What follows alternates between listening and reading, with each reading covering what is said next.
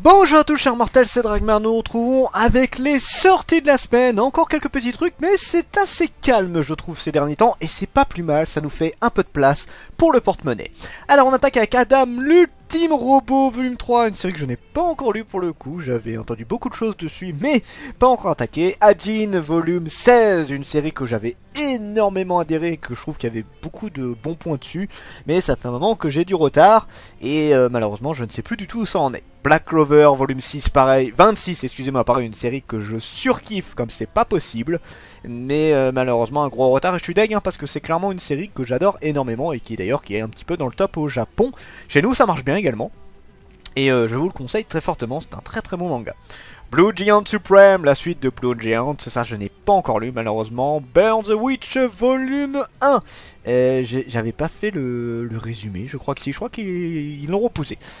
Combat de sorcières et de dragons dans un Londres inversé, l'auteur de Bleach revient à la création avec ce nouveau récit électrique, voilà. Non, je sais plus si je l'ai lu celui-là. En tout cas, voilà, un nouveau titre de l'auteur de Bleach. C'est vrai que ça fait un moment d'ailleurs que la série est terminée. Nous avons enfin autre chose de cet auteur. J'ai toujours pas fini de lire Bleach d'ailleurs. Je les ai tous, mais je les ai pas lus. Carol on Sunday. Dans un monde futuriste où la population a immigré vers la planète Mars, la culture est un grand parti créé par des intelligences artificielles dont la population est friande. C'est dans ce contexte policé que deux jeunes filles rêvant de devenir de vraies musiciennes se rencontrent. Carol, la débrouillard vivant de petits boulots, et Tsoides, l'héritière d'une famille aisée. Le parcours pour percer dans le monde de la musique sera long et compliqué, mais elles vont bouleverser le genre en y apportant beaucoup d'humanité.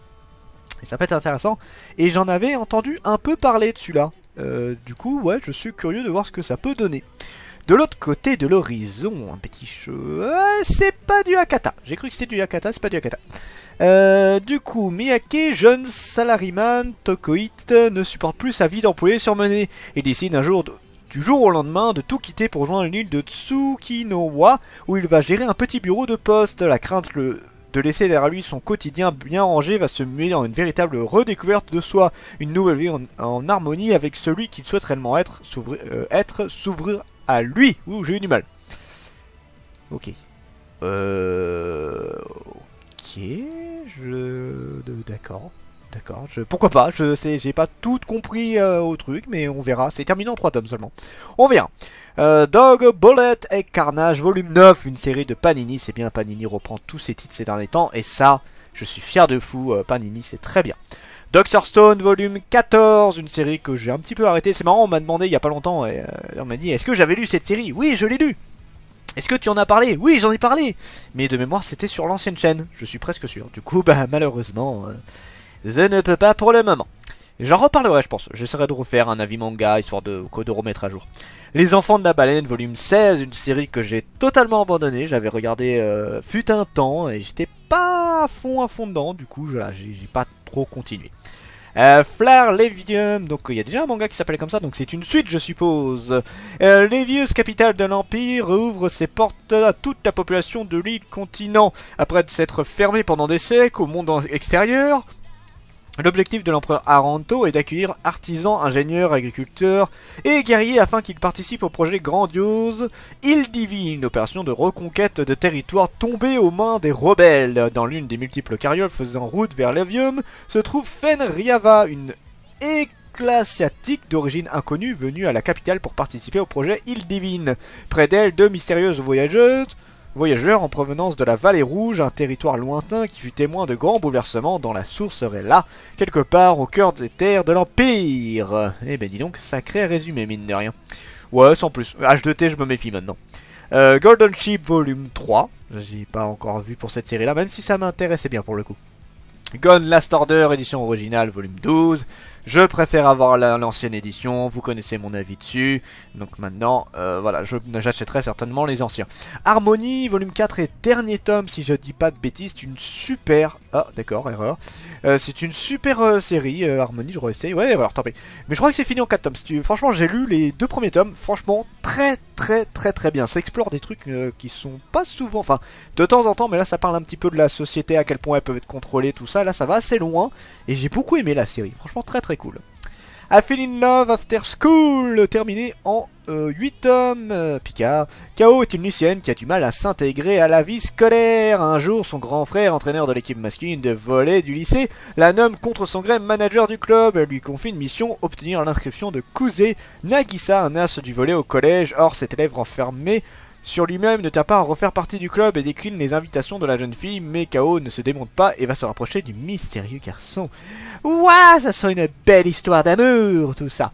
Ouais, bon, un peu cliché pour le coup, lui. Magic Knight Raid, édition 20 ans, volume 6. La couverture est super belle, très jolie. Mais connais pas. Masked Noise, volume 17, une série qui continue depuis un petit moment, pareil, je ne connais pas trop.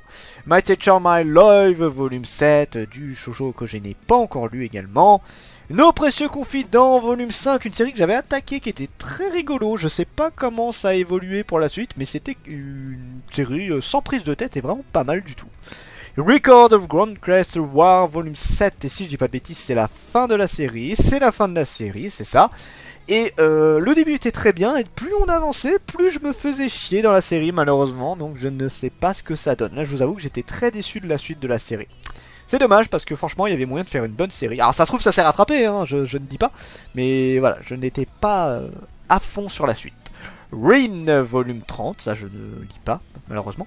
Sacrificial Vote, volume 6, une série que j'ai énormément aimé, que j'ai pas pu continuer depuis, mais que j'aimerais bien reprendre un de ces quatre parce que c'était vraiment très cool. Je la conseille très fortement celle-là. Sans expérience, volume 1, terminé en 4. Non, c'est 4 tomes et c'est encore en cours. Kiyoshi Shimyuka est un homme sérieux et naïf qui ne croit pas à l'amour jusqu'au jour où il rencontre Sumi. Employé dans un restaurant de bento, un seul alors qu'il s'est blessé en aidant une vieille dame, Sumi le soigne. Face à tant de gentillesse, Kiyoshi lui demande de l'épouser.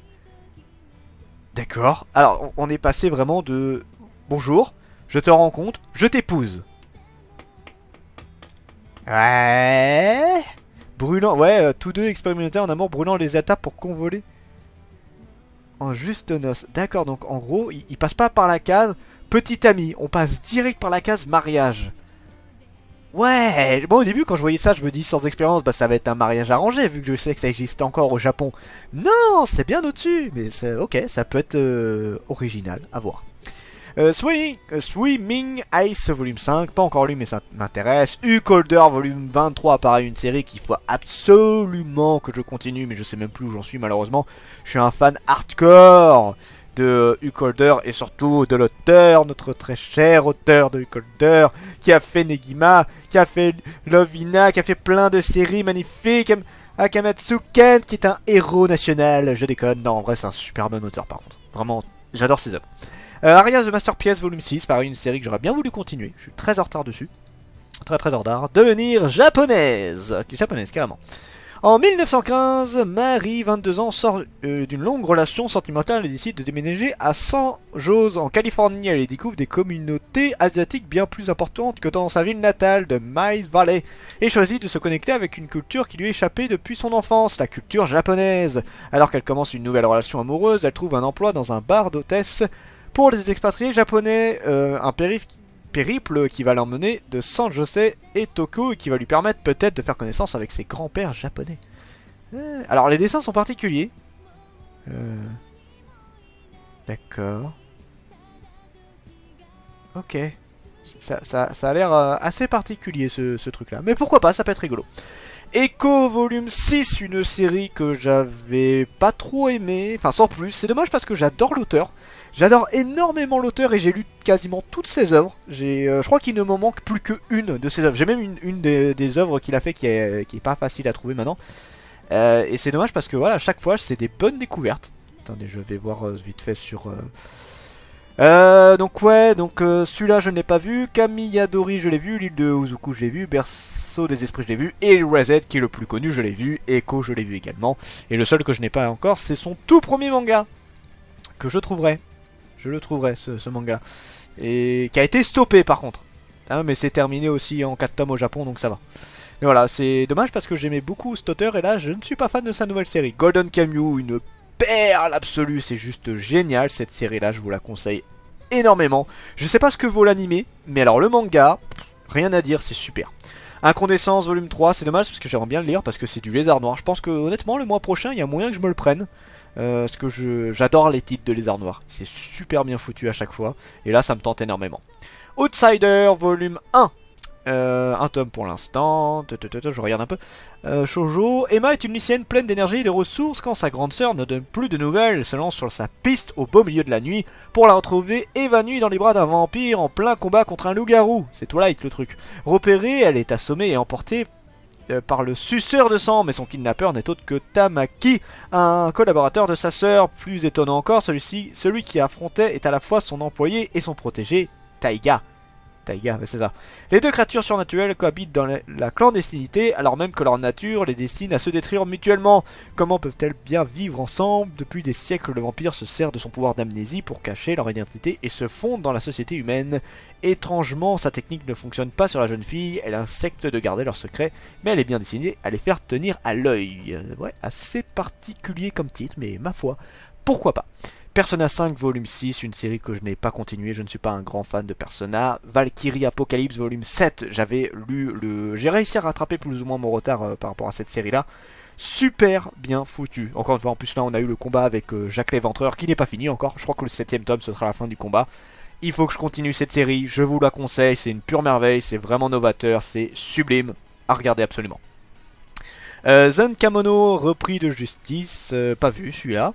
Atom The Beginner volume 10, pas vu également. Boruto Next Generation volume 11, je ne suis pas ultra intéressé par Boruto. J'adore Naruto, hein, mais Boruto ne m'attire pas du tout.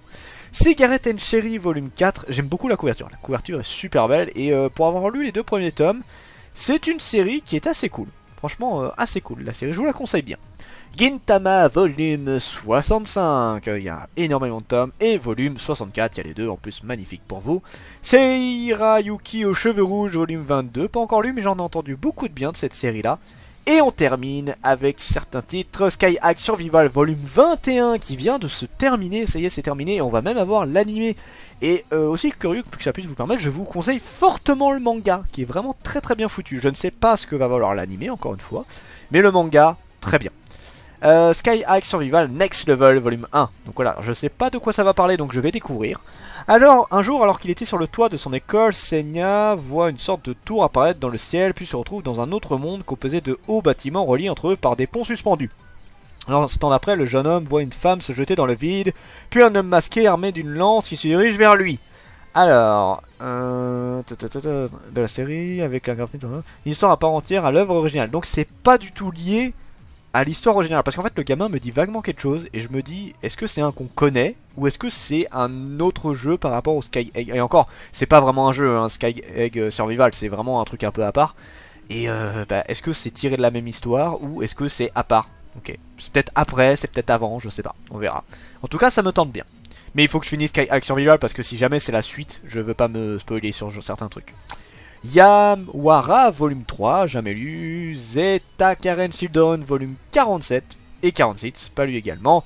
Et c'est tout pour cette semaine, ça fait quand même pas mal de titres, on a de quoi regarder, il y a quand même pas mal de trucs assez cool. C'était Dragmer et je vous dis à la prochaine, chers mortels.